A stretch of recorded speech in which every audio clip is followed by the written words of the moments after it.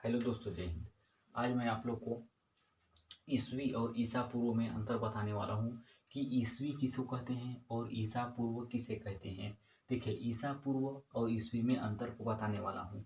देखिए क्या होता है ईसवी और ईसा पूर्व की बात की जाए तो देखिए, हमने ईसा मसीह के जन्म को लेकर माना है। देखिए, ईसा मसीह के जन्म को लेकर हमने माना है, ईसवी को मानते हैं। ठीक है, देखिए हमने शून्यकाल माना है। ईसा मसीह के जन्म को हमने हमने शून्यकाल मान लिया है। देखिए, इसको हम क्या कहते हैं, शून्यकाल कहते हैं। देखिए, अब शून्यकाल के दाहिने ओर जितने भी हमारे सन बढ़ेंगे उसको हम ईस्वी में बदलेंगे, और जो ईसा मसीह की जो जन्म है उसके बाद के काल को हम क्या कहेंगे, ईसा पूर्व कहेंगे।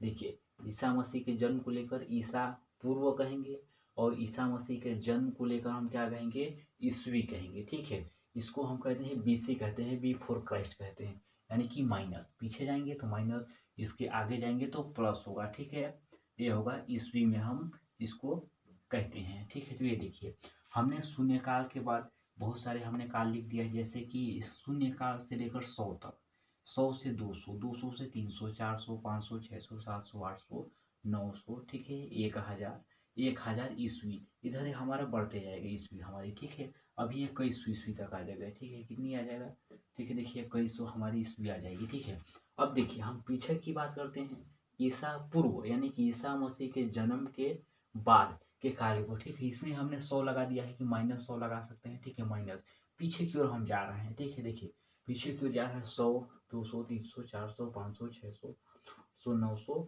1000 है ना, 1000 इसमें हम पीछे जा रहे हैं। ठीक, इसको हम कहेंगे ईसा पूर्व कहेंगे। ठीक है, तो ये देखिए, जैसे हम मानते हैं कि महात्मा बुद्ध का जन्म हुआ था 563 ईसा पूर्व, तो ये देखिए 500, अब ये 600। ठीक है, तो लगभग यहाँ इनका क्या हुआ था, जन्म हुआ था। ठीक है, महात्मा बुद्ध का 563 ईसा पूर्व में इनका जन्म हुआ था। ठीक है, अगला है हजरत मोहम्मद साहब का जो जन्म हुआ था, ये देखिए 570 ईस्वी में हुआ था। देखिए 570 ईस्वी, तो देखिए लगभग हमारे यहाँ होगा 570 ईस्वी पूर्व में इनका जन्म हुआ था। तो ये हमारे समझने की आसान तरीका है कि ईसा मसीह को जन्म को लेकर मानते हैं। आगे की ओर जाएंगे तो ईस्वी होगा, और इसके पीछे की ओर जाएंगे तो ईसा पूर्व होगा। ठीक है, ये देखिए मैंने एक और उदाहरण दिया है। ठीक है, देखिए हमने 20 इसको देखिए 2 भागों में बांट देते हैं।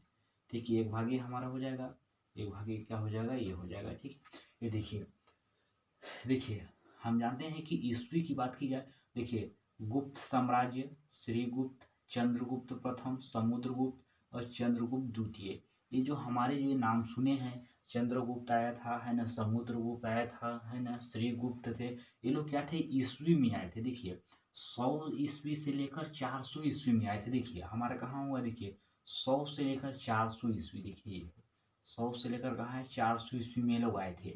ईसा मसीह के जन्म के बाद आए थे चंद्रगुप्त, समुद्रगुप्त लोग आए थे। ठीक है, ये आए थे जो ईसा मसीह के जन्म के बाद इन लोग आए थे। ठीक है, अब देखिए ईसा पूर्व की बात की जाए तो ईसा पूर्व की बात, देखिए ईसा पूर्व की बात किया जाता है, ये होती है। ठीक है, तो देखिए वेदों की रचना हुई है हमारे ईसा पूर्व के बाद हुई है।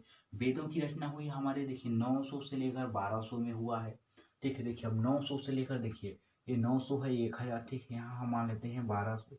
ठीक है, 900 से लेकर 1200 में हमारी क्या हुई है, वेदों की रचना हुई है।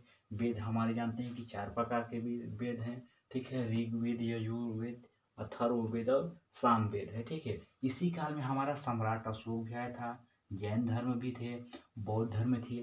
ठीक है, ये हमारे बहुत पुराना है ना, ईसा पूर्व काल गया है। जैसे कि हम 10,000 से लेकर मान सकते हैं। ठीक है, 10,000 से लेकर धीरे धीरे बढ़ते गया, ईसा मसीह का जन्म हुआ। इसके बाद हमारा फिर से 1 से लेकर है ना 100 साल, है ना, 100, 200, 300, 400 ऐसे बढ़ता गया, तो हमारा 21वीं सदी जो अभी है इसमें हम पहुँचे हैं। ठीक है, तो दोस्तों मैं उम्मीद करता हूँ कि यह वीडियो आपको समझ में आया होगा।